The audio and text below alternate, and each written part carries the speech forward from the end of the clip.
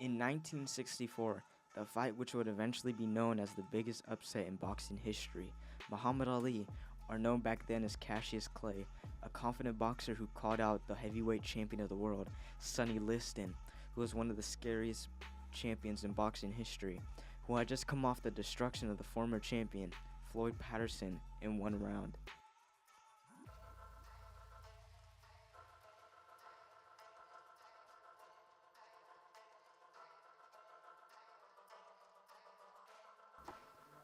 During the build-up of the fight, Ali would taunt Liston many, and I mean many times.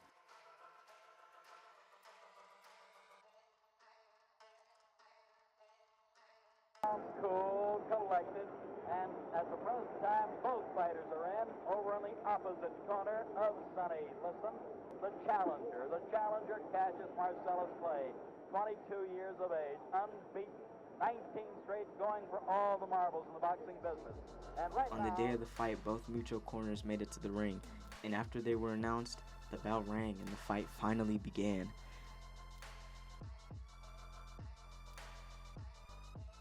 During round one, Ali would move his head and use his footwork around the ring to bait punches out of Liston.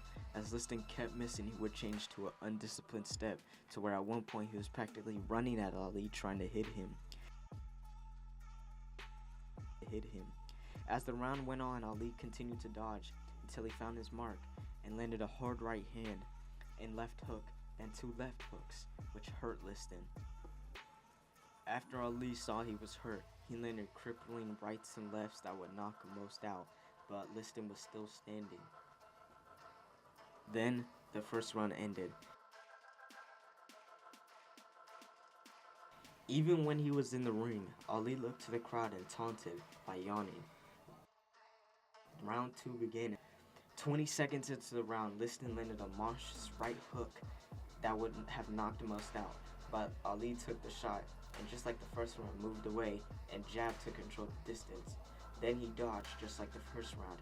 He cut angles, but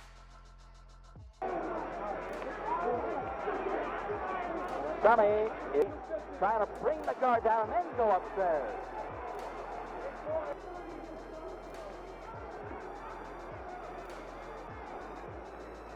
Eventually they got caught in the clinch, and Liston threw a barrage of body hooks, then went to the head to finish off the combo. Ali pushed him off and continued to dance and dodge and jab until the second round ended.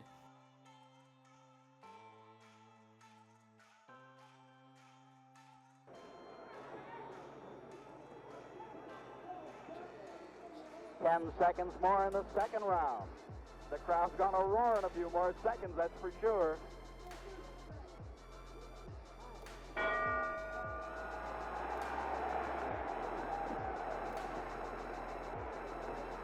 Moving. Round 3 began,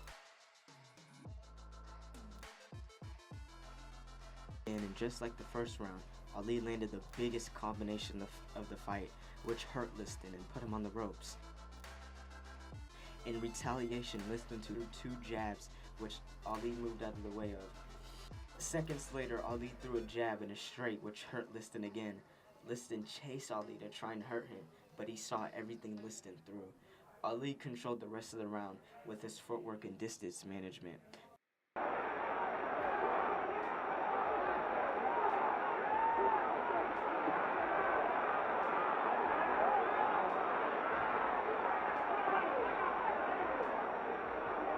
Sonny has a big mouth below his left eye.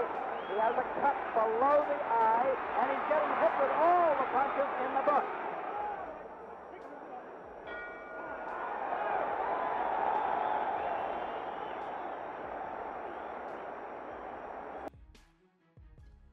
The combination in the first 20 seconds of the third cut open Liston's left eye and bruised his right.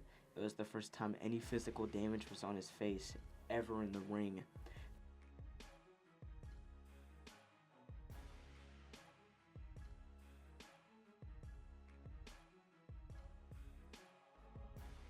The fourth round began, and this round was mainly Ali and Liston exchanging powerful and hard jabs, but Ali's were landing with better contact and he would throw multiple at Liston until Liston landed a strong left hook that knocked Ali's head back, but Ali took the punch and stuck to what he was doing in the round.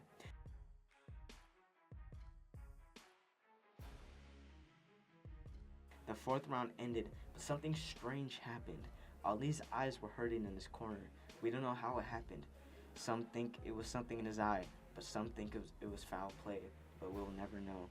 Ali had no choice but to fight blind against a monster in Liston. Ali's coach, the great Angelo Dundee, told Ali to dance in the ring until it cleared up. The fifth round started and Ali tried his best to keep his distance, but Liston went into the clinch and landed a 16-punch combo to the body. Liston went after Ali, but couldn't see the opening to knock him out.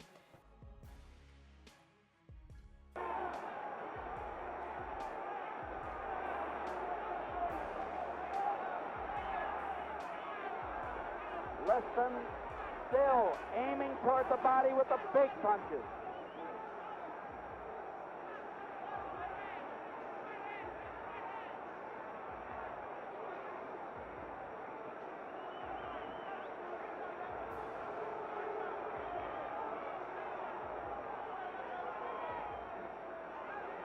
Minute 30 seconds to go in the fifth.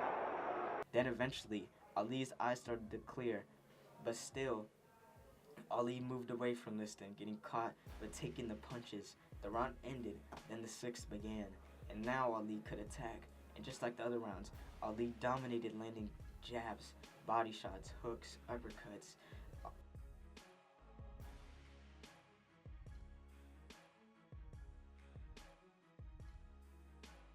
Ali's jab was like a whip. It was light, but also strong and powerful. Easy target. Easy.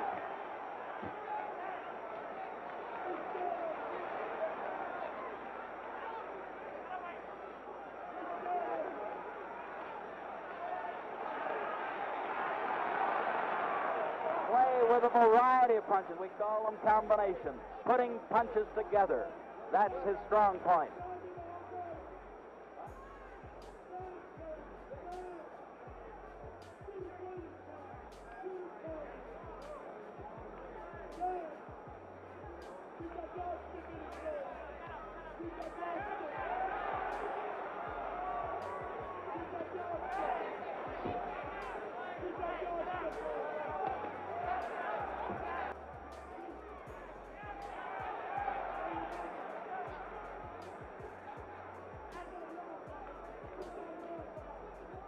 Seconds to go in this sixth round.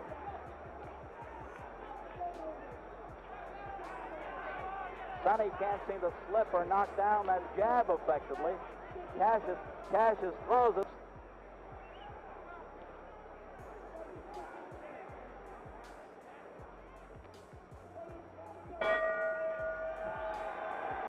The sixth ended, and this would be the final round. Liston on his stool quit, and by all odds and all means, Ali became the world champion, being a 1-7 underdog, and it would be known as the greatest of all time. Wait, I don't have it. Now hold it. Move over, Joe. Joe, get on the side. Hold it. Hold it. Bedlam breaking out. Bedlam busting out so here. Great, I don't have a mark on my face. Yeah. And I upset Sonny Liston, and I just turned 22 years old. I must be the greatest. I told the world, I talk to God every day. If God's with me, can't nobody be against me. Sonny, I shook up the world. I know God. I know the real God. Cassius, wait a minute, Cassius. Let me ask you this now. You told me when you visited in Los Angeles you could do it in 8. Well, you thought Sonny and figured Sonny was great. How come you did it in 6 or 7? You did it in 7. I had him going in 8. I was getting ready to take him in the 8th, as you can see. But the man stopped it just to keep from making me look so great. I see. Now, give us that poetry on number 7. He wanted to go to heaven, so I took him in 7. You took him in 7. I am the king of the world. Hold it. I'm pretty. Hold it. You're not that pretty. I'm a bad man. Wait. I shook up the world. I shook up the world. I shook up the world. End of the year sleepovers is like kind of my thing. My parties are legendary. I even let June come, even though she smells like an abandoned Hot Topic.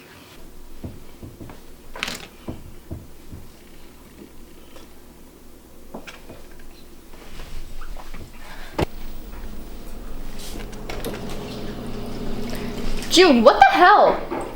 Is that my chin? I'm here against my will. My mom said if I didn't go, she'd take away my phone. But joke's on her, I don't care about anybody here. And if there's a fire, I did it. I brought the binder. No mercy. Sleepovers equal endurance events. They're like tournaments. You need strategy, stamina, and snacks, which is why I brought my handwritten, color-coded, laminated survival guide. No mercy, I am taking this win tonight. So I take this as my invitation to God.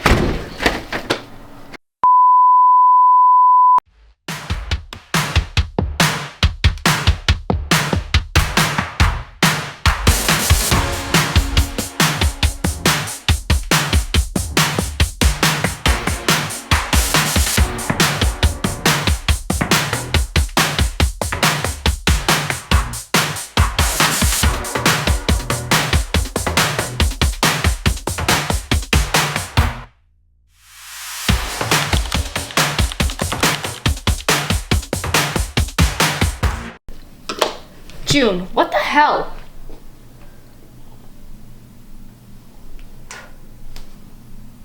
Is that a guinea pig? This is so fun. This is like the American dream. This is not how I planned it to go, but this is Deborah. Is Deborah very nice? Let's play truth or dare. Let's do the dare. I dare myself to do 20 jumping jacks in one run. Easy. Ready? Go! 1, 2, 3, 4, 5, 6. Truth or dare is just foreplay for emotional warfare. I'm so bored. We should just do prank wars. I have a great idea, Amber. Why don't you read your text out loud from Chris? If I die tonight, it was June. Tell my lawyers. How funny. That's not necessary. I trust Amber. How about you do something, June?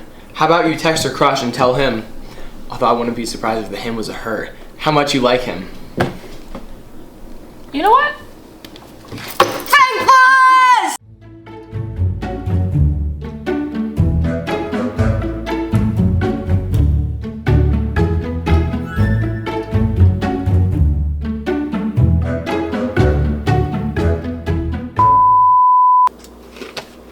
This isn't how I imagined my day night to go. But whoever Amber is friends with, I'll support. Even Courtney.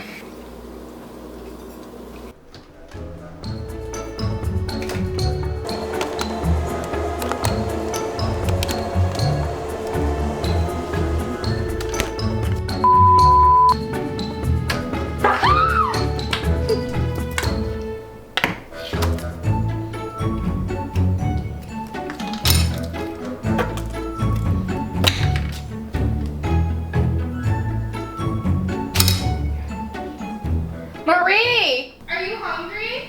Please. Brain rot. This is what we call an Oreo. It's American.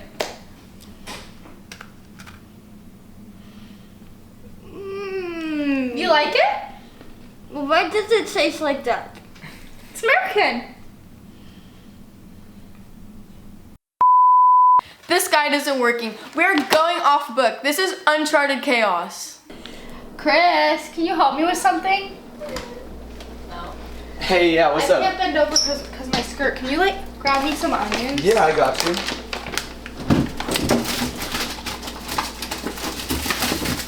Chris. I'm getting you onions. What is this? What are you doing?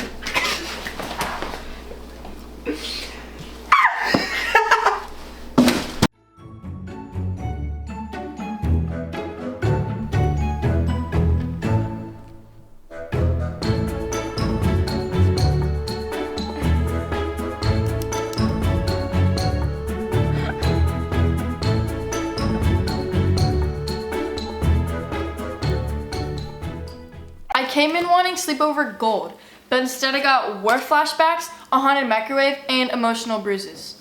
But hey, we made a new guide. Together.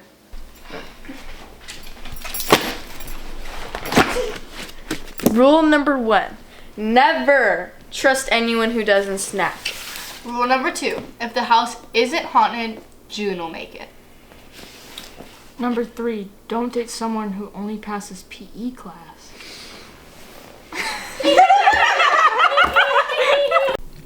Summer just started, and if this is the beginning, I'm terrified, but like weirdly excited.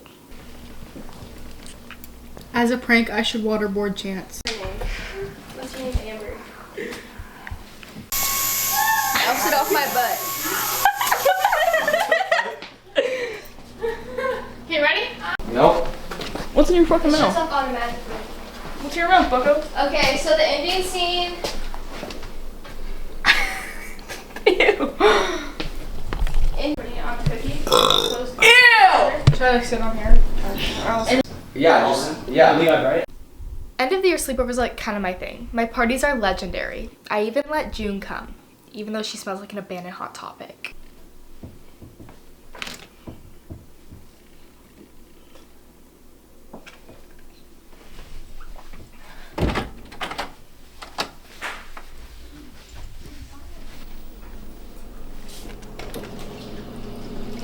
June, what the hell? Is that my chip? They're here. I'm here against my will. My mom said if I didn't go, she'd take away my phone. But joke's on her, I don't care about anybody here. And if there's a fire, I did it.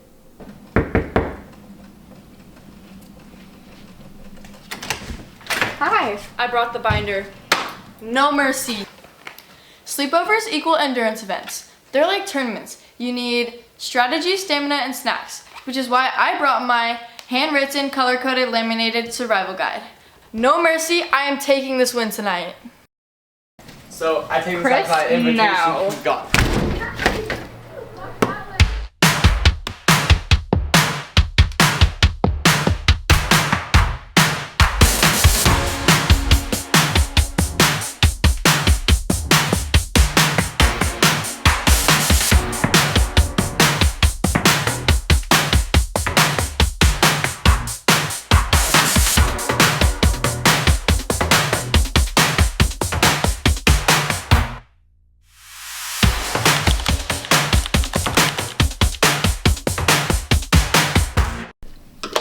June, what the hell?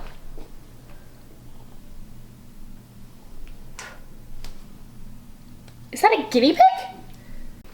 This is so fun. This is like the American dream. This is not how I planned it to go, but this is Deborah. Is Deborah very nice? Let's play truth or dare. Let's do the dare. I dare myself to do 20 jumping jacks in one breath. Easy. Ready, go! 1, 2, 3, 4, 5, 6. I have a great idea, Amber. Why don't you read your text out loud from Chris? How funny. If I died tonight, it was June. Tell my lawyers. That's not necessary. I trust Amber. How about you do something, June? How about you text your crush and tell him? Although I wouldn't be surprised if the him was a her. How much you like him. You know what? Truth or dare is just foreplay for emotional warfare. I'm so bored. This isn't how I imagined my day night to go. But whoever Amber is friends with, I'll support. Even Courtney.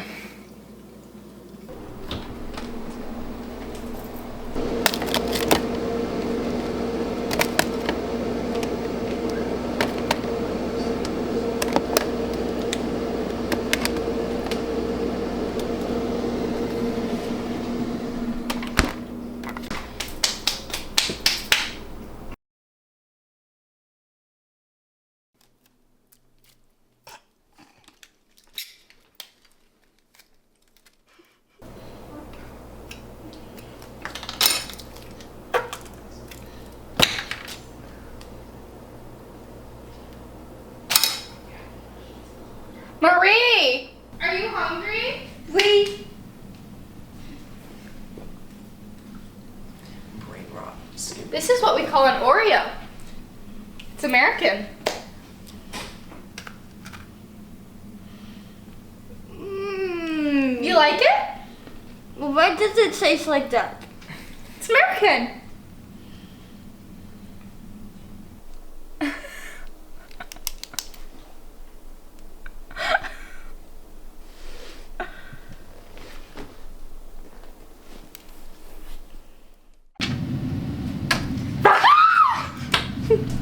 guide isn't working. We're going off book. This is uncharted chaos. Chris, can you help me with something? Hey, yeah, what's I up? can't bend over because my skirt. Can you like grab me some onions? Yeah, I got you.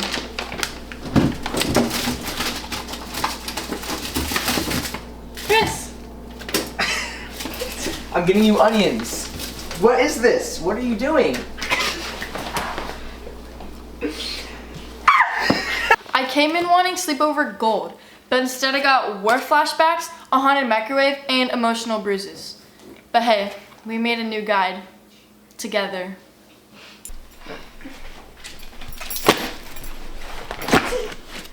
Rule number 1. Never trust anyone who doesn't snack. Rule number 2. If the house isn't haunted, June will make it. Number 3, don't date someone who only passes PE class.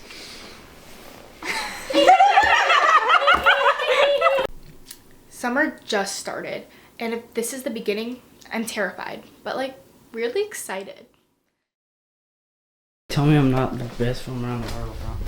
You're not the best. Alright, bro. You tell me. I didn't mean literally. Like sit around me and that's it. And that's like, what is with them? Having fun. Are you having fun? Having a great time.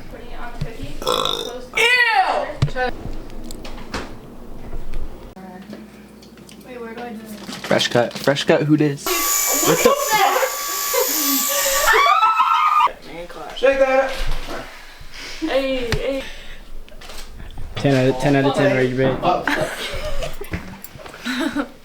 Don't put that on the camera. I was recording. We're filming BTS behind the scenes. Oh yeah. Okay, we got all your confessions. Ah yes. Okay. I think I just ripped my Now skirt. we need Courtney. Are you happy it's over? I wanna go home. I have homework. I have lots of homework to do. Shit crazy.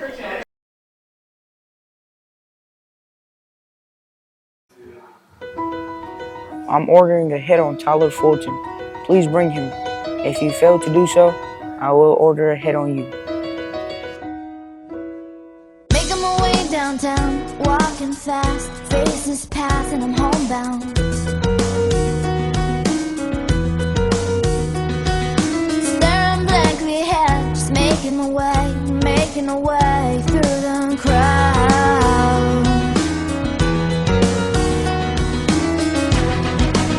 And I need you, and I miss you, and now I wonder if I could fall into the sky.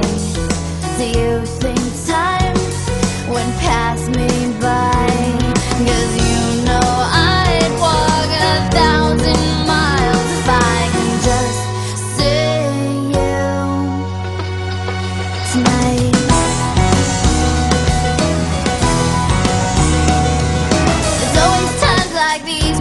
Of you, and I wonder if you ever think of me.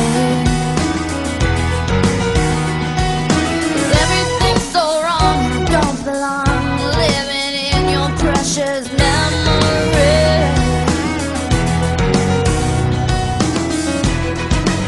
'Cause I need you, and I miss you, and now I wonder if I could fall into the sky. Do you think time would pass me by? Oh, 'cause you know I'd walk 1,000 miles if I can just see you tonight.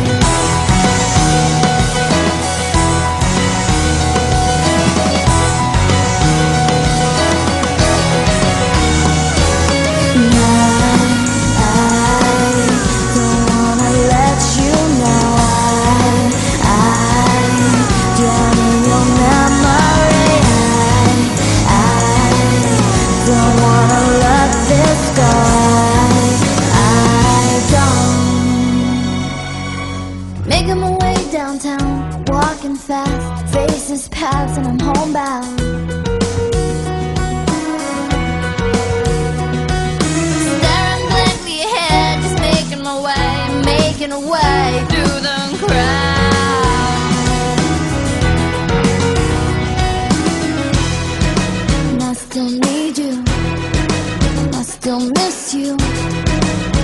And now I wonder if I could fall into that sky.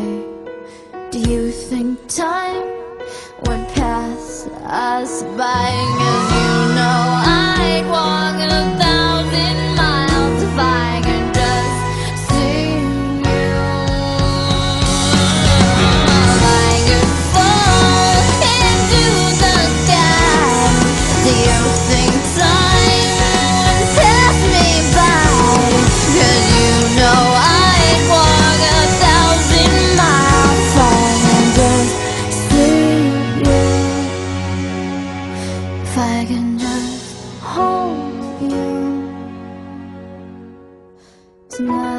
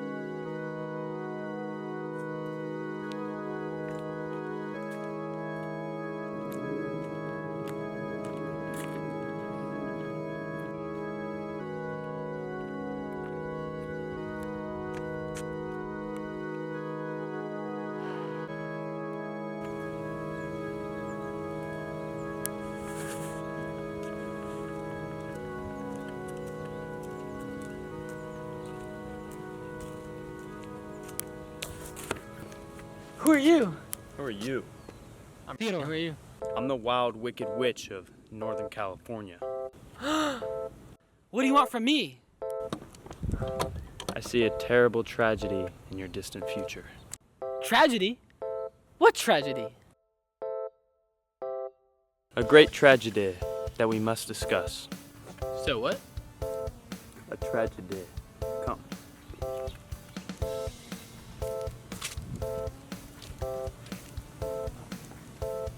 Stop here. We must discuss the deal that will save your fate. What's that? 3 months from now, your house will be attacked by foreign wizards. These wizards will kill your family. Oh no, how do I stop it? You must retrieve a magical broom. What color do you want the broom to be? Green and white. It is hidden within the Grand Forest. I will retrieve it for you. I will not let you down. Good boy.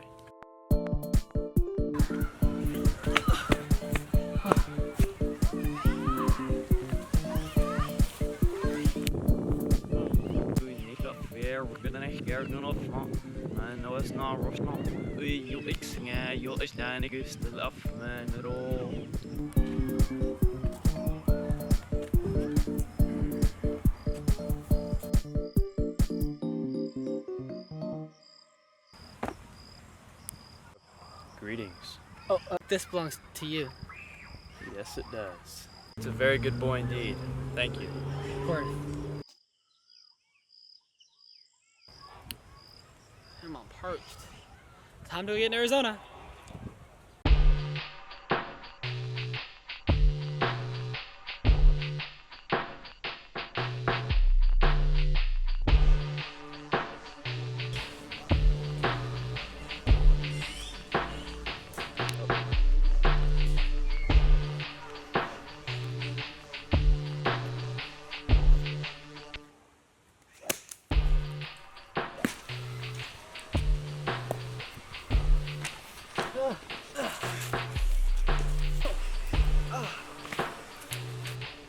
What do you want? Who are you? Wanna play some golf? Boy? Sure. Let me teach you the basics. Yeah. And that's how it's done. Nice. Bro, I'm not gonna lie, that was fun, but it's getting dark and I need somewhere to stay. Alright, Twin, I got you. Appreciate you. You're like my brother.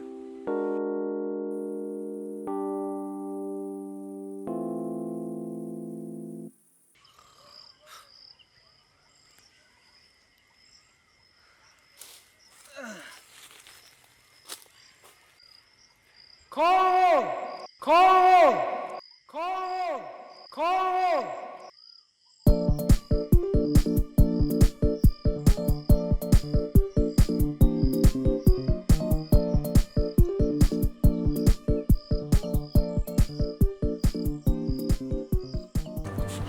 At last.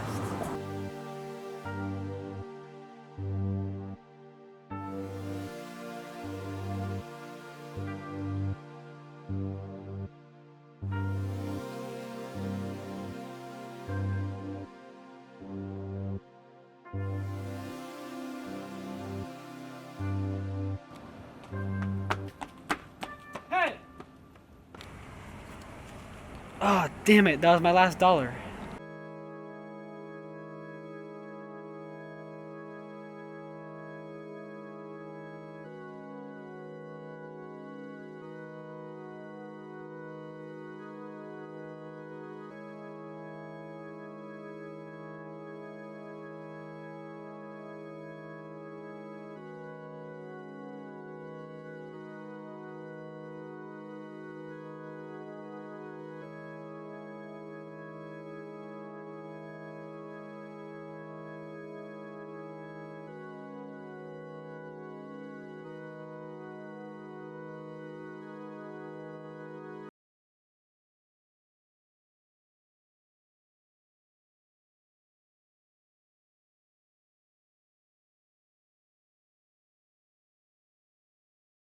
I'm ordering a hit on Tyler Fulton.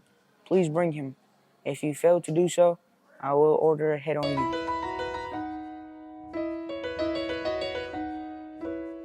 Making my way downtown, walking fast, faces pass and I'm homebound. Staring blankly ahead, just making my way through the crowd.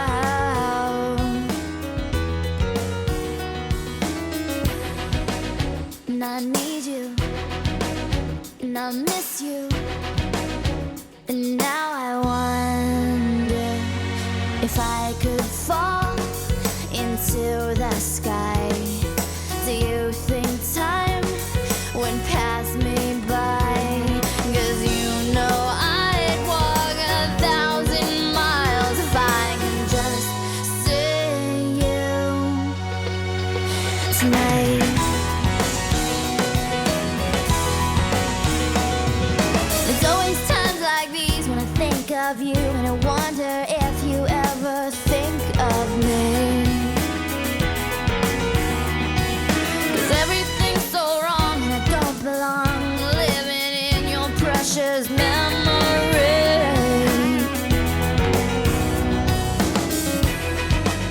'Cause I need you, and I miss you.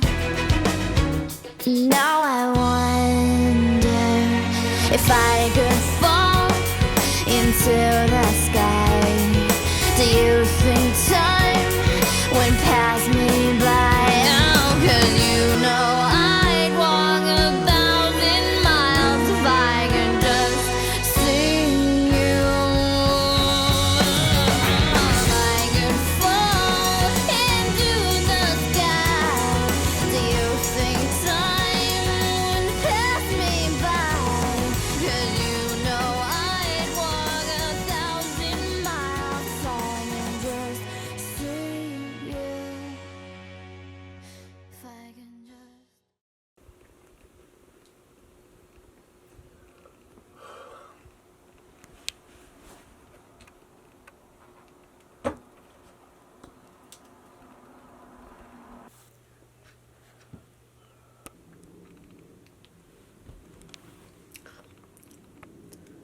thirsty.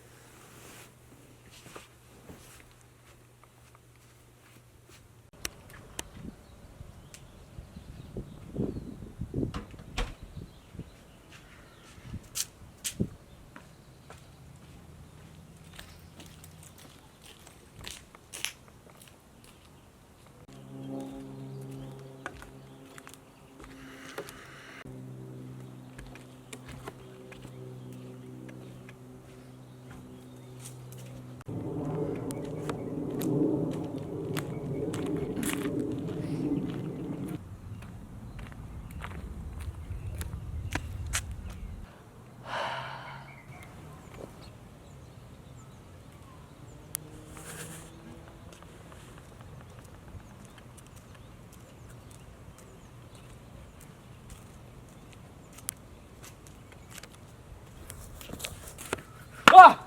Oh, who are you? Who are you? I'm Theodore. Who are you? I'm the wild, wicked witch of Northern California. What do you want from me? I see a terrible tragedy in your distant future. Tragedy? What tragedy? Come, we have much to discuss.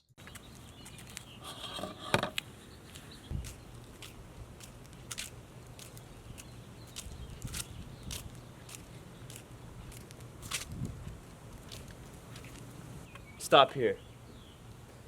We must discuss the deal that will save your fate. What's that? 3 months from now, your house will be attacked by foreign wizards. These wizards will kill your family. Oh no, how do I stop it? You must retrieve a magical broom. It is hidden within the Grand Forest. I will retrieve it for you and not let you down. Good boy. Your family's fate will depend on it. Yes, sir.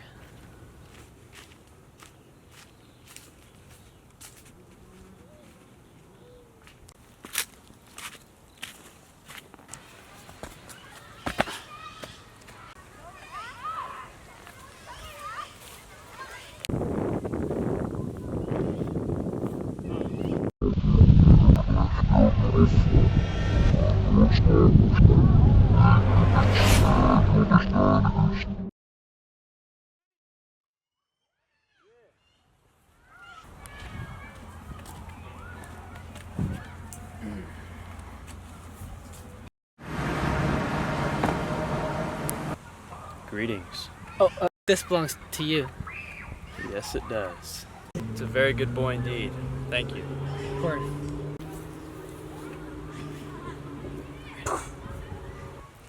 I'm all parched. Time to get in Arizona.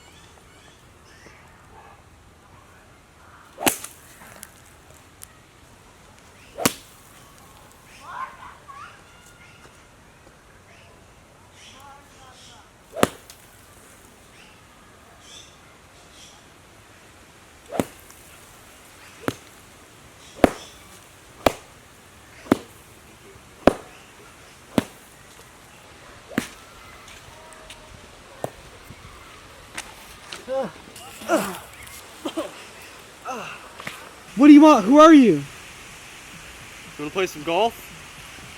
Boy? Sure. And that's how it's done. Nice. That was a good game, but not gonna lie, it's getting dark, and I need somewhere to stay the night at. Alright, Twin, I got you. Appreciate Shit, you. man. You're like my brother.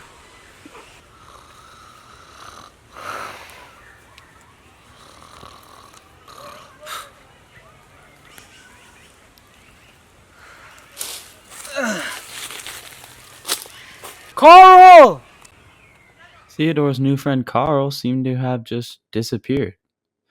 So Theodore, naturally, continued on his quest for that watermelon Arizona. Doubt that you're the one, and you can have your dream. You're the best around. Nothing's gonna ever keep you down. You're the best around, and nothing's gonna ever keep you down.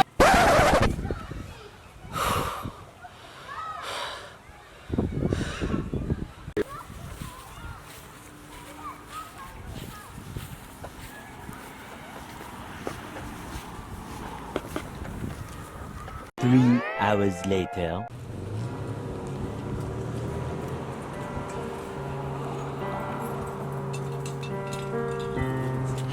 At last.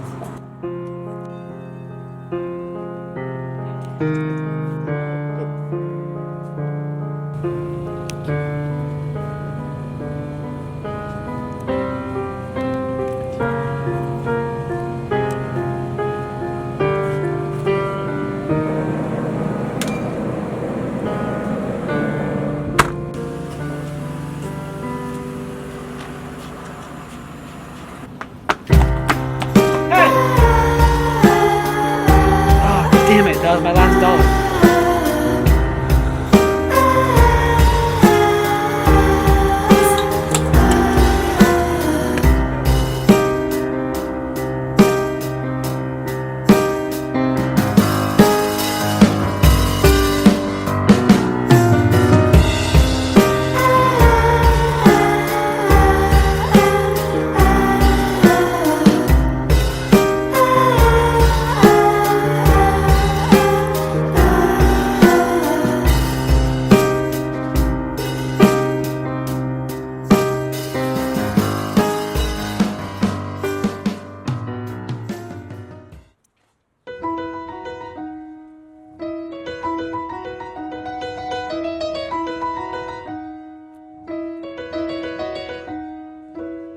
Making my way downtown, walking fast, faces pass and I'm homebound. Staring blankly ahead, just making my way through the crowd. And I need you, and I miss you, and now I wonder if I could fall into the sky. Do you think time would pass me by? 'Cause you know I'd walk 1,000 miles if I can just see you tonight.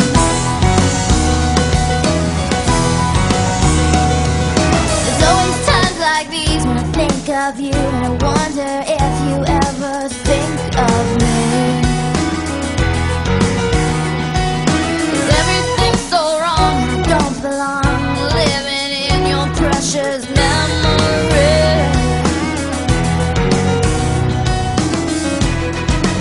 'Cause I need you, and I miss you, and now I wonder if I could fall into the sky.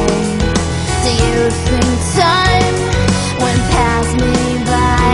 Oh, 'cause you know I'd walk 1,000 miles if I could just see you tonight.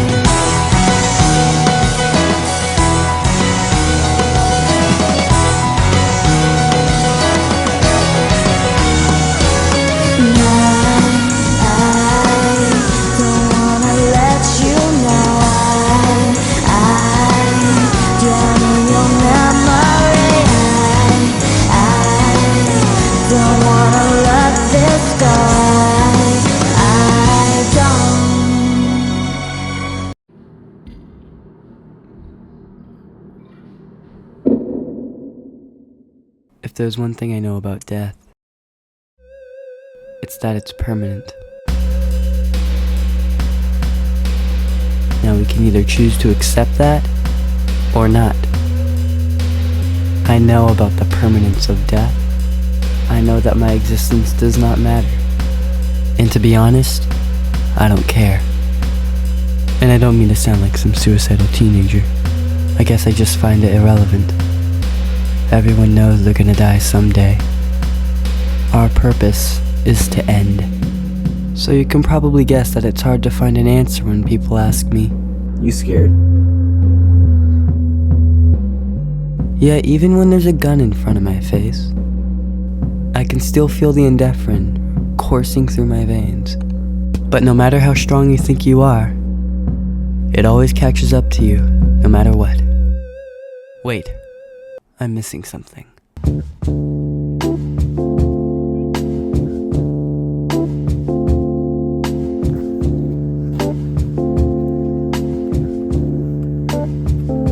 My life is probably as simple as it can get.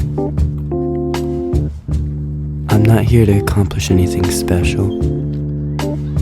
I'm just here to exist. I'm just an IT guy who has nothing and no one to wake up to in the morning.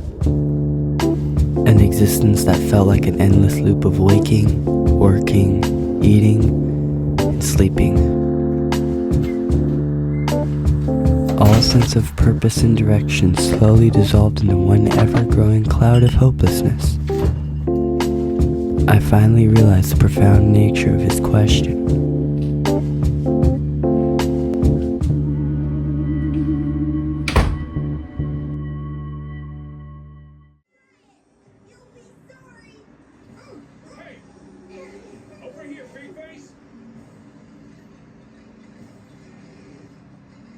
Leave those kids alone and face me.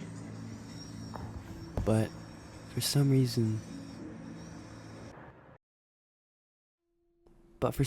when I go to bed and I start to sleep, I feel some sort of discomfort.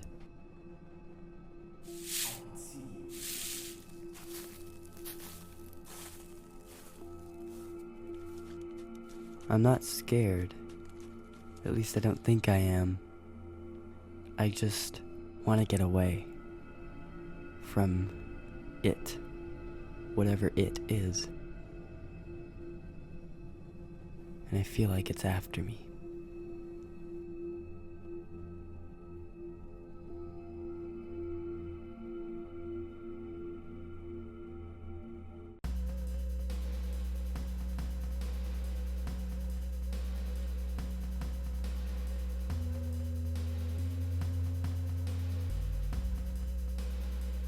After this, none of this will matter. Goodbye. And have a good time in hell. In my last moment, I discovered that while I wasn't afraid to die, I was afraid to live.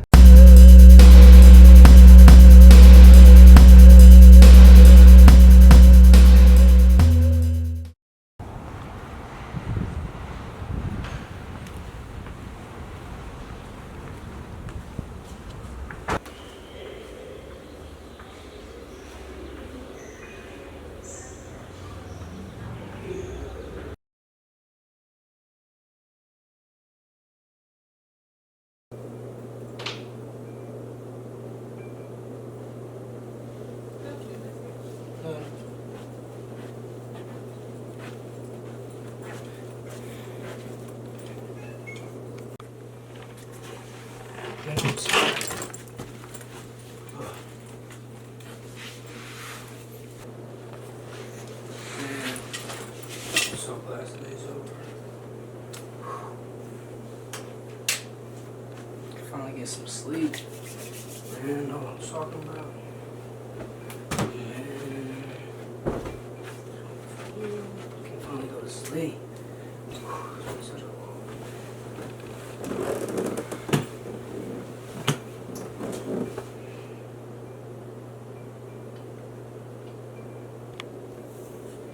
Man, wait, why can't I see myself? Something ain't right.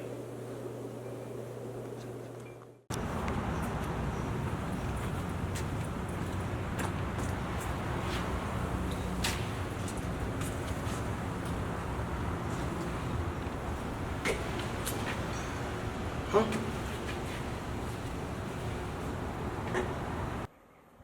What did I mark? What?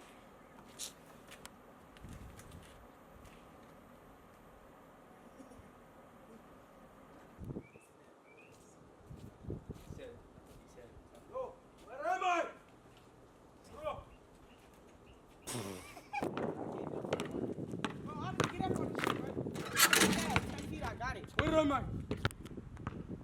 Watch out, bro.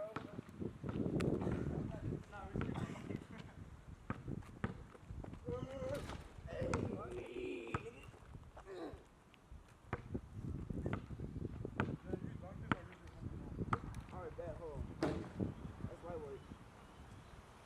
What if I done it? You gonna be out of there, Mark? Word. Where's my head? Hey, where the 100 at?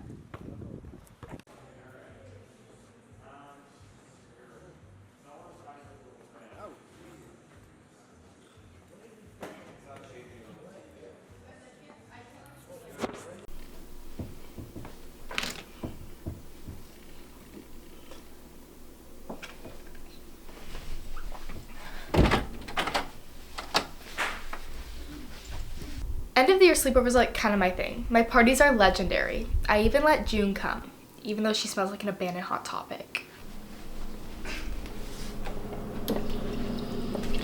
June, what the hell? Are those my chips?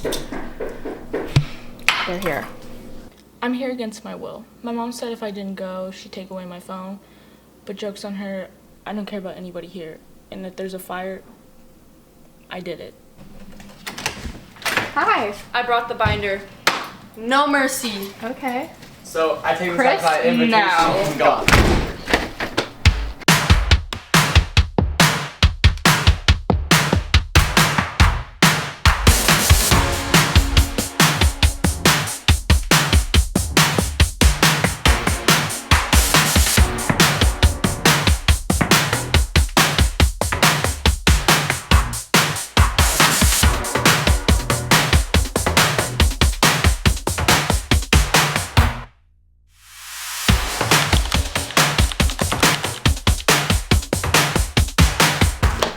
June, what the hell?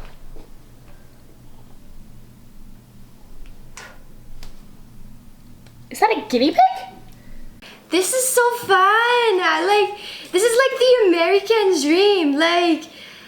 This is not how I planned it to go, but this is Deborah. Is Deborah very nice?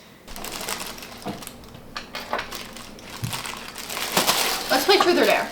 Let's do the dare. I dare myself to do 20 jumping jacks in one breath. Easy. Ready? Go! 1, 2, 3, 4, 5, 6. Sleepovers equal endurance events. They're like tournaments. You need strategy, stamina, and snacks, which is why I brought my handwritten, color-coded, laminated survival guide. No mercy, I am taking this win tonight. I have a great idea, Amber. Why don't you read your text out loud from Chris? How funny. That's not necessary. I trust Amber. How about you do something, June? How about you text your crush and tell him, although I wouldn't be surprised if the him was a her, how much you like him. Chris, what the hell? This isn't how I imagined my day night to go. But whoever Amber is friends with, I'll support. Even Courtney. You know what? Truth or dare is just foreplay for emotional warfare. I'm so bored. We should just do prank wars.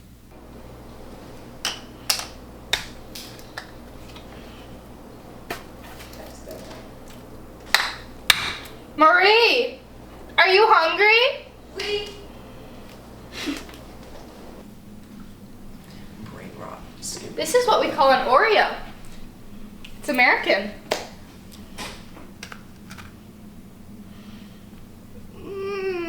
You like it? Why does it taste like that?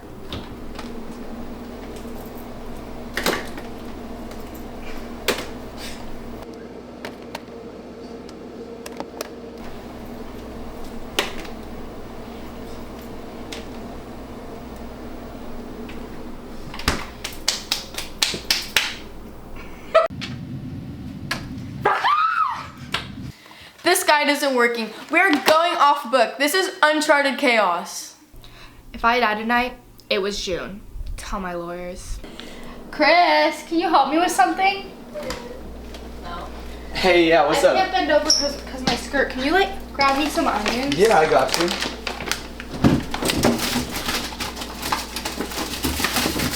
Chris! I'm getting you onions.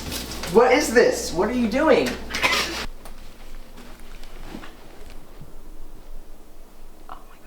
it scratches me.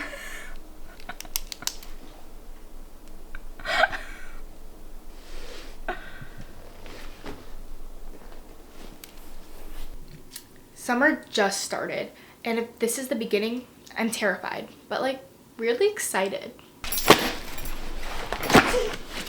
Rule number 1, never trust anyone who doesn't snack. Rule number 2, if the house isn't haunted, June will make it.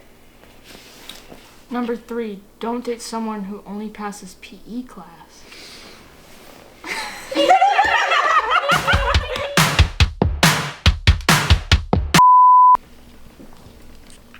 As a prank, I should waterboard Chance. Like,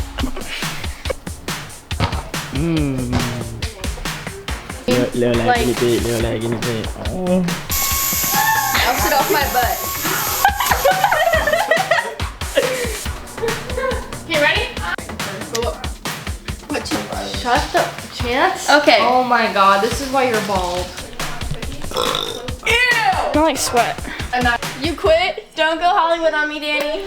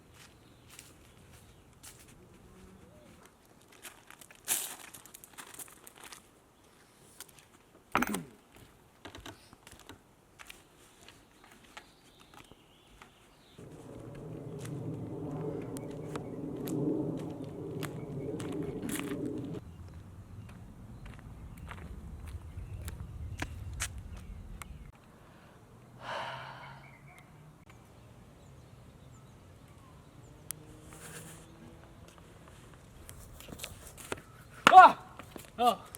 Who are you? I'm Brandon. Who are you? I'm the Wild Witch of Northern California. What do you want from me? I see a terrible tragedy in your distant future. A great tragedy that we must discuss. So what? A tragedy. Come.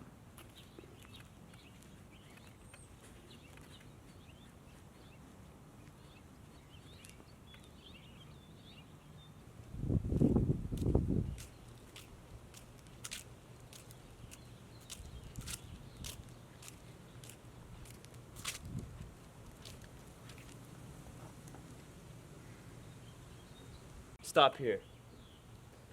We must discuss the deal that will save your fate. What's that? 3 months from now, your house will be attacked by foreign wizards. These wizards will kill your family. Oh no, how do I stop it? You must retrieve a magical broom. What color do you want the broom to be? Green and white. It is hidden within the Grand Forest. I will retrieve it for you. I won't let you down. Good boy. Your family's fate will depend on it. Yes, sir.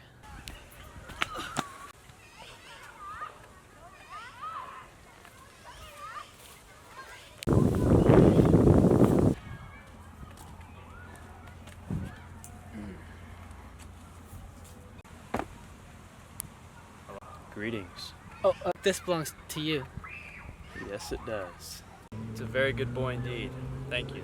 Of course. I'm all parched. Time to get in Arizona.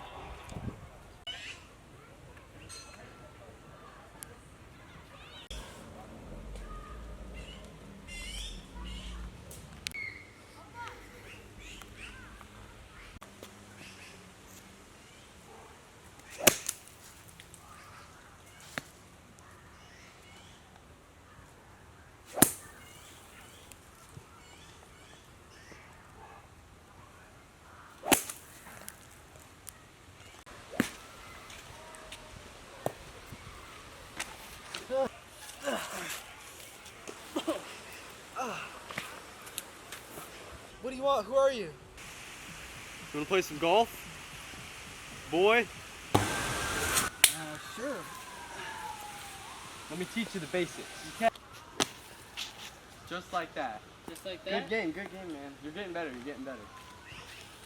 Thank you, you too. I'm not gonna lie, that was fun, but it's getting dark and I need somewhere to stay.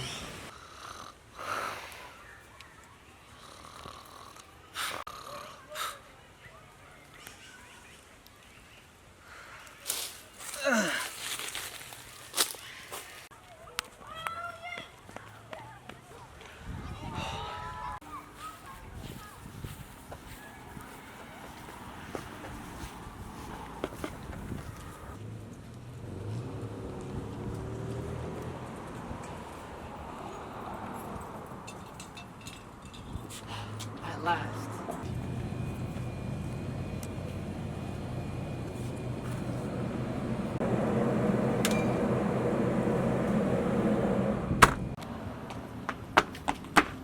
Hey! Oh, damn it, that was my last dollar.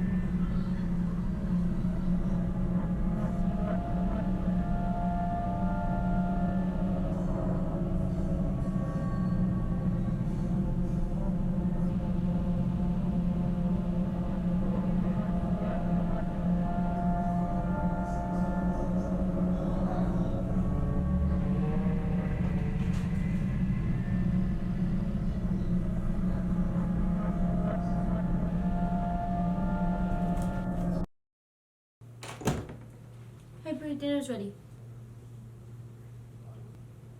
Are you okay? Yeah, I'm fine. Let's go.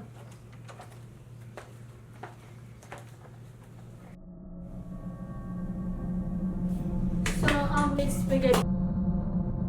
I'm Zahara Mitchell with El Camino Media, and today we'll be focusing on why physical education is a very important thing. I'll be introducing some students and staff to tell you more about PE's benefits. Enjoy! The physical education teacher, Coach Welsh, informs you on why PE is important and what are the benefits of PE.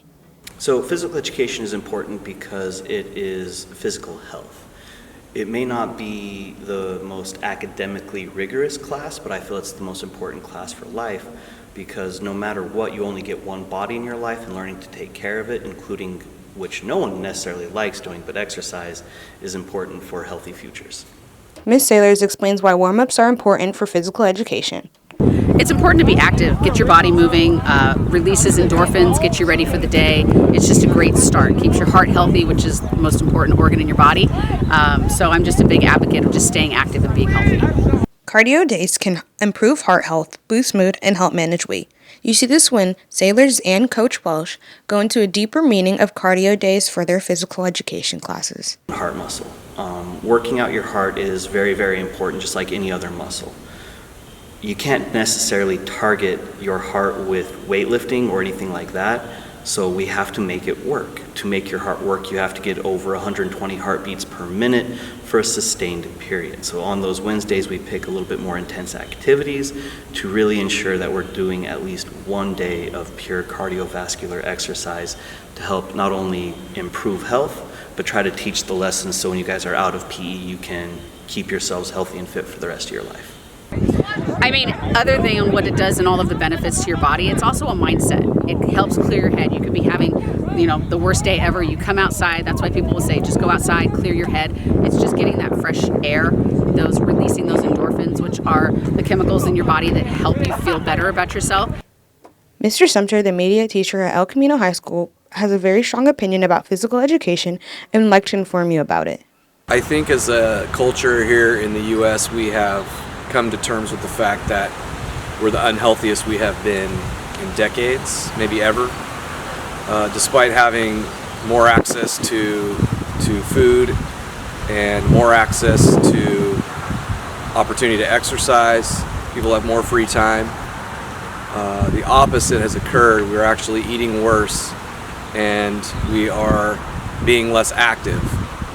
We created mandatory physical fitness in schools, I think in the early 20th century, as part of gymnastics kind of culture, of tumbling and calisthenics to stay healthy. And this continued through the 90s, and then after the 90s, standards loosened. We have made it easier to allow students to have alternatives to physical fitness. And I think we're seeing the results of that, where students can't perform in the same manner that we used to. Even though most students don't enjoy PE, I hope this documentary helps them realize how important it really is and how much their mental health can better from it. Physical education boosts your physical health, improves mental well-being, develops social skills, enhances academic performance, teaches teamwork and comprehension, and most importantly, promotes healthy habits for life. Whenever you don't feel motivated to work out, just remember how much that'll have an impact in the end. This is Zahara Mitchell with El Camino Media.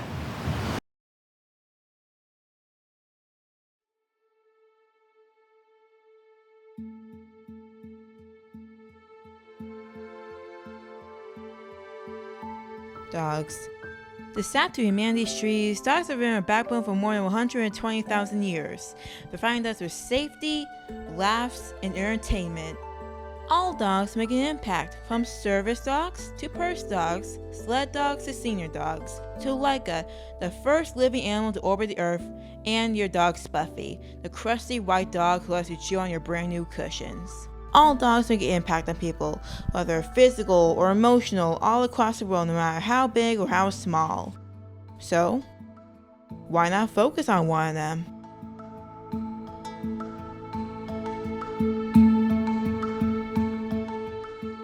Meet Shy Bear Sindel, 84 in human years, old man who hasn't aged past 3. Shy is a slop show, a schnauzer and a Lhasa Apso mix, and it shows from his barks to his guarding. Shy is a jack of all trades. He's a bodyguard, doorbell, vacuum, fashionista, and a movie star. You're okay. You took a great stumble, my But that didn't go so well. Everyone knows Shy, and I have unique ways to describe him, from the positive. Is very loving. He likes a lot of love and attention. He is a very chill but very protective. To the not so positive. Kind of annoying. But he's a cute dog, but he gets annoying sometimes. He sleeps all the time. He's an old man Jenkins. And he's a weird dog. I don't know how Mom picked him up and like, oh, he's perfect. Even though when Mom first got him, he looked like a mop. Yeah, that's harsh. And she said that she was $20. I'm like, no, he looks more like he's 20 cents.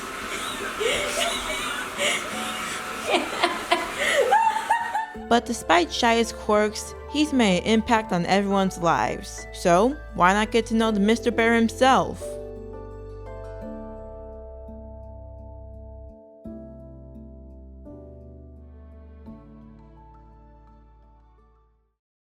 Shy came from humble beginnings. Born as a run of the litter, he was rescued from a puppy mill and placed into the SPCA. Shy would spend most of his pup years at the pound until a very special woman came along. Well, at the time, I had a 4-year-old little girl who needed a friend to play with, so that's why I got her dog. Well, we found him at well, actually it was Araya's mom. She found Shy at a dog pound. She was looking for a dog for Araya, and Shy was in a dog kennel, sitting in a corner. She didn't know if he was a mop or a dog until it moved. They were having at the SPCA, they had a sale. It was a $20 adopt a dog sale. And we went to the SPCA, and at first there were no dogs left because it was at the end of the day.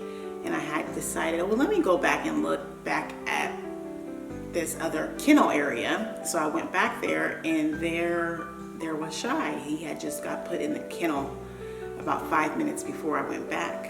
He had got cleared from the vet, their on-site vet, to be adopted. So there he was. And what was Shy's reaction to you? He was really quiet, shy, not a lot of eye contact, very fearful, anxious kind of demeanor. And what was Araya's first reaction to Shy? Oh, Araya really loved Shy, and she was so excited to have him come to the house after we got him from SPCA. How was Shy's first nights? Well, he had to he had to stay at the SPCA for 3 days because he had to get fixed. So when we picked him up, he was in a lot of pain. So the first night he just howled all night long, and he had to wear a cone on his head. He was not very happy. He was whining all night because he got fixed. He got fixed. And he was whining all night. And then after that, he was fine. How would you describe Shy?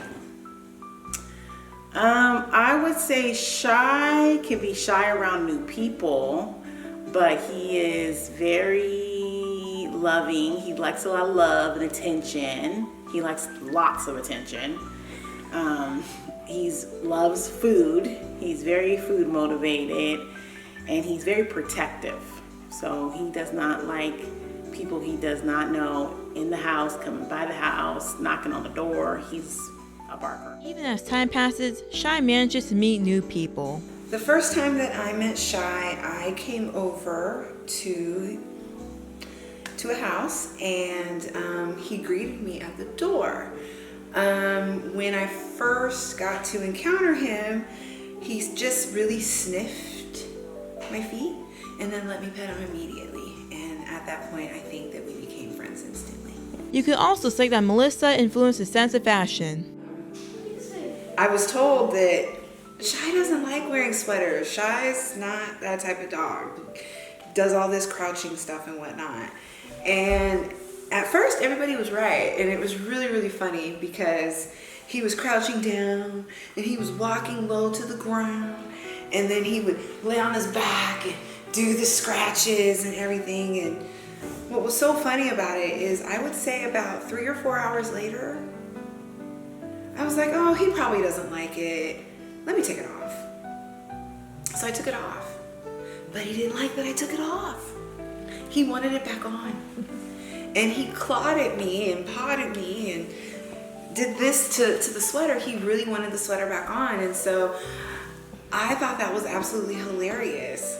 While Shy had rough beginnings, he eventually found his forever home. However, that didn't mean he quit on his shenanigans.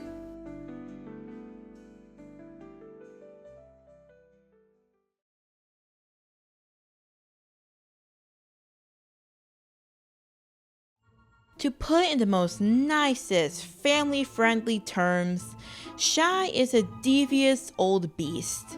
From his conquest in the kitchen, beefing with rugs, his appetite for cat food and human food, and frankly, dealing with 12 years of Shy shenanigans can be both frustrating and funny. Come here. Come here. You don't go in the kitchen. Sit down. Sit. Sit.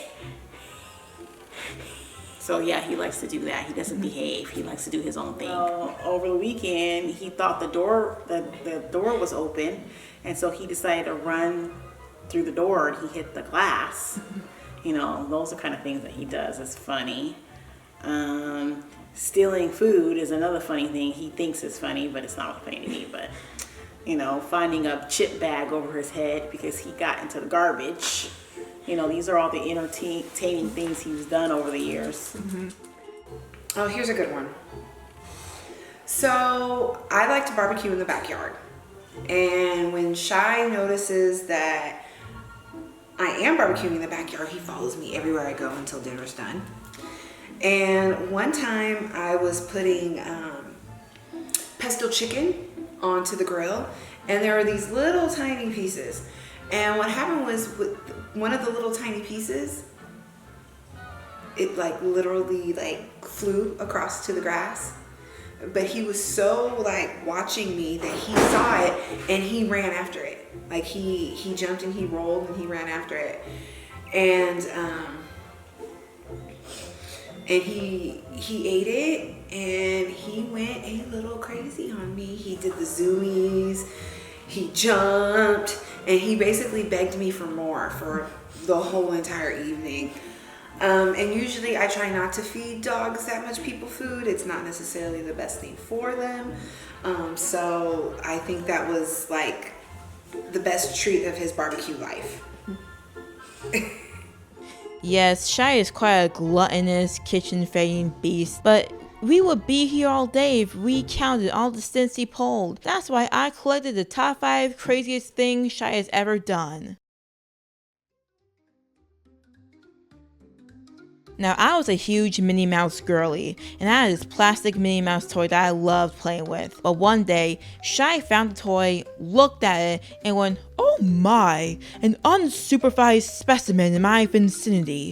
What should I do with this creature?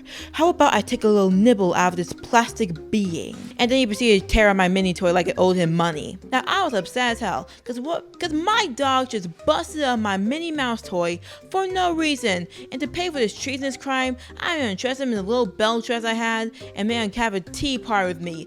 Never again did he chew on my toys, as he should. Now don't let Shy's cuteness fool you. Gramps will scrap with everyone and anybody. Do a scrap with cats, toy poodles, big poodles, a husky, 2 Rottweilers, and a Saint Bernard. You heard me right. Shy, this little old man, tried to scrap with Saint Bernard, Beethoven, a huge Saint Bernard. Shy has little to no regard of his life. He will scrap with anybody who have steps 1 inch closer to his property, even if he ends up making a fool out of himself. This man does not care.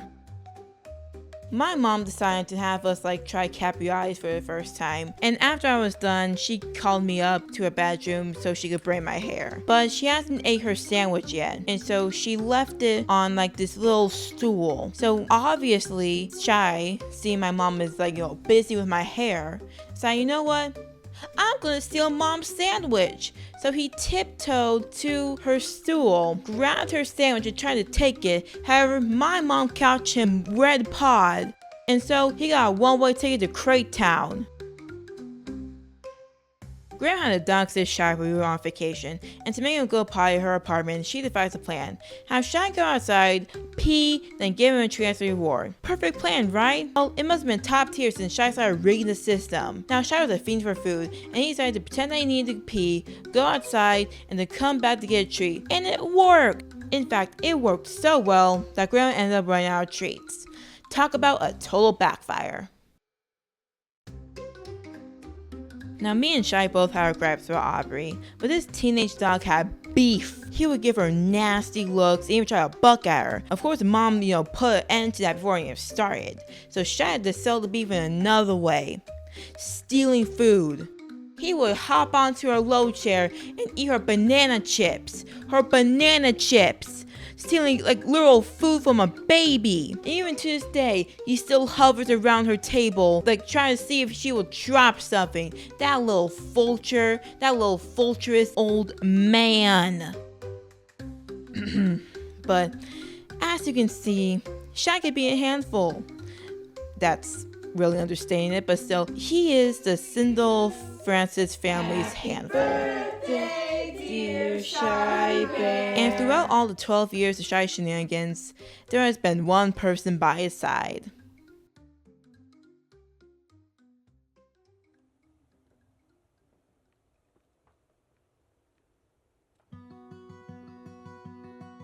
Meet Araya, or rather, me, the creator of this documentary and Shy's best friend of 12 years. Like Shy, I'm a jack of all trades, from an artist to a cook to a driver. Hell, I even started in a movie once. The house has been abandoned for months. Oh, whoa. How can you buy a shed near a so-called abandoned house with a window? But I'd rather not talk about that. Me and Shy have been in the thick of it since I was 4. We rode out the best and the worst of our years, from Sacramento to Antelope and now Rancho Cordova. He has been by my side for as long as I can remember. Growing up, I moved around a lot, and I had trouble keeping friends after I left their school. And it led to me having issues with connecting to others. And during a really bad period of my life, I developed depression and anxiety, and it ended up leading me to extremely dark places. And I tried to reignite that spark in me, but it always fizzled out. It was out of my reach. All that isolation and loneliness led to me being in a deeper hole. But there was one person who acted as my lantern. And that was Shy.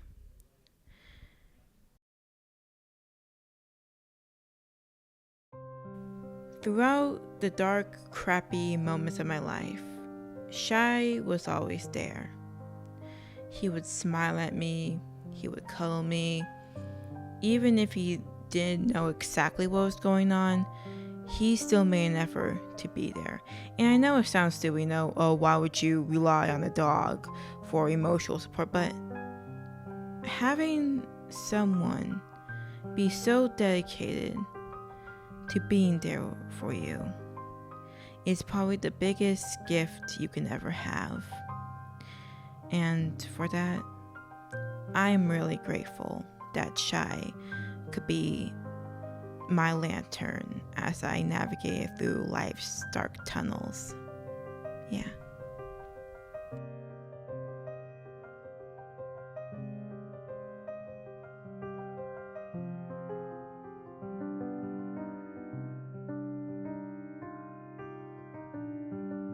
Although Shy lived a long, fun-filled life, 12 years can take a toll on a dog. Pretty big growth on his neck that the vet won't operate on because his heart is not, his heart rate is too high because he has anxiety.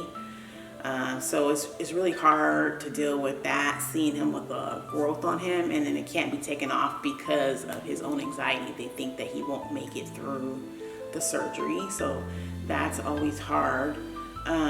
Watching him like with his arthritis and trying to get up the stairs, that's hard. Sometimes it's hard for him to get up our stairs, especially since we took the carpet off our stairs because we got new flooring. So that's always a hard thing to watch, him be in pain from his arthritis. The lifespan of a Schlapso is around 12 to 15 years, meaning everyone will only have 3 years left to Shy. It's kind of sad, but he's been a good dog as long as Ariah's been having him. It'd be kind of sad to see him go. I know it messed Ariah up pretty bad because he's been part of her life since she was about 3 or 4. Maya and Melissa have more optimistic look on Shy passing on.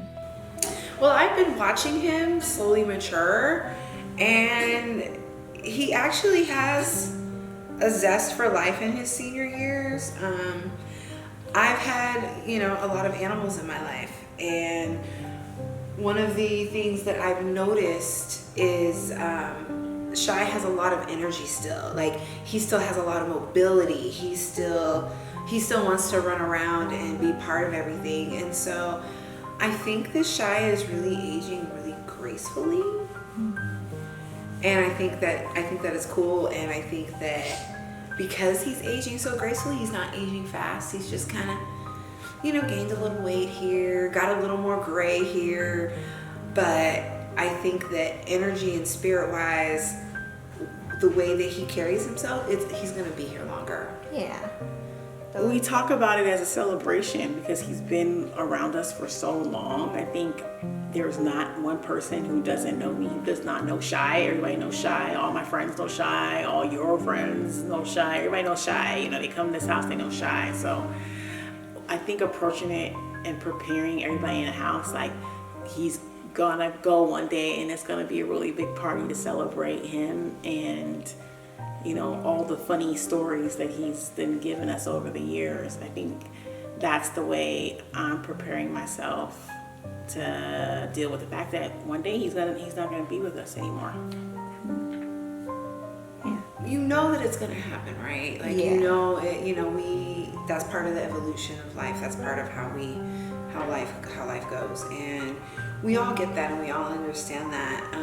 But he's been around me so long that I know that emotionally it's gonna be sad and it's gonna be hard. But I think that when he does finally cross the rainbow bridge, I think what's gonna be nice is we're gonna have a whole party for him. It's not gonna be this sad boo-hoo Shy's gone, we're gonna celebrate his life. I'm gonna barbecue his favorites. We're going to eat them, and we're gonna talk about all the crazy things that Shy's done, all the birthdays, the doggy ice cream he's had, the relationship he's had with the cats and the kids and everybody. And so I feel like that is a really good way to approach the inevitable, that you're going to have to say goodbye to your dog in physical form. Yeah. If you want a dog, you must be prepared to take care of a dog for the rest of their life. Because they're a big responsibility and they become your family no matter how annoying and costly and stinky they become. They're still a part of your family. Mm-hmm. So that is my 2 cents that I wanted to share with everybody. Shy is always going to have a place in my heart. Mm-hmm. And I'm glad that he came into my life. Aww. And it's nice to see his smile, and I'm going to enjoy it as much as I can while he's here. Yeah.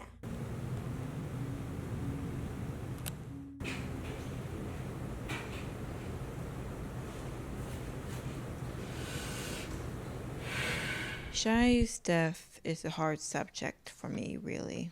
The idea of someone I loved for 12 years, someone who has been by my side since I was little, just being gone for the natural remainder of my life. It's scary, upsetting, but I try not to think of it that way.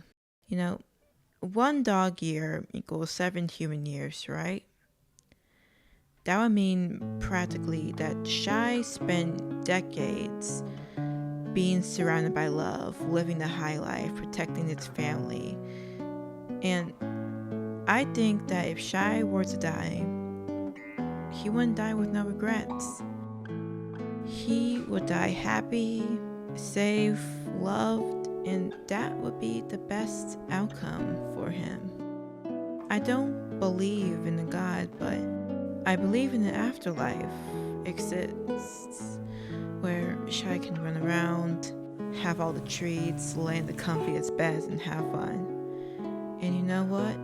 He does deserve that. After everything.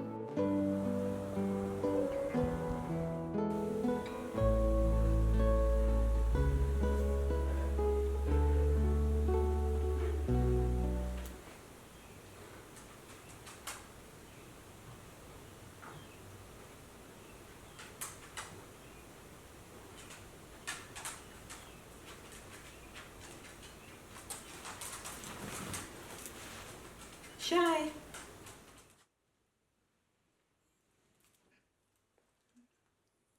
Losing Shy will be hard, but it's a part of life. You know, everyone dies. Some just die quicker than others, and I don't mind spending a few more years with the fantastic Shy Bear.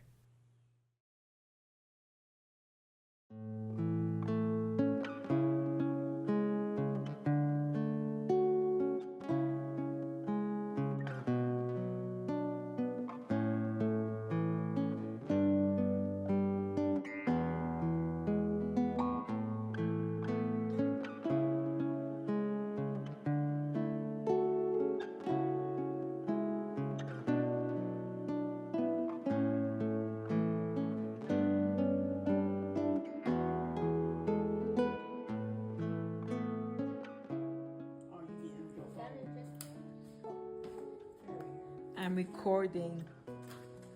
All right. We're gonna hold it. Okay, I'll re-hold him. Oh, you got to oh. Okay, he doesn't get to breathe on John and stuff. Yes. All right, ready?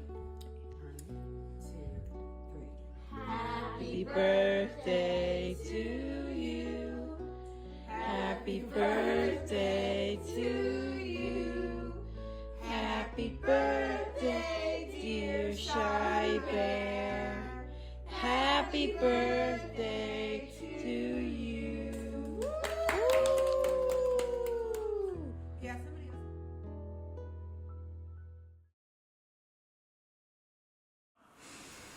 Yep, that's it.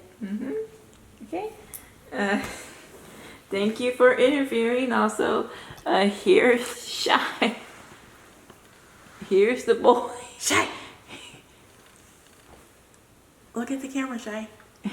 Look at the camera. Over here. Over there. Look. Would you go over there? Why are you looking at me in the camera? Sit. Sit.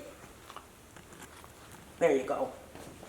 No, you stay there. Stay right there. Oh, look at you. Aren't you a cute? No, you. Bye, Shy. Bye. Why are you not following me?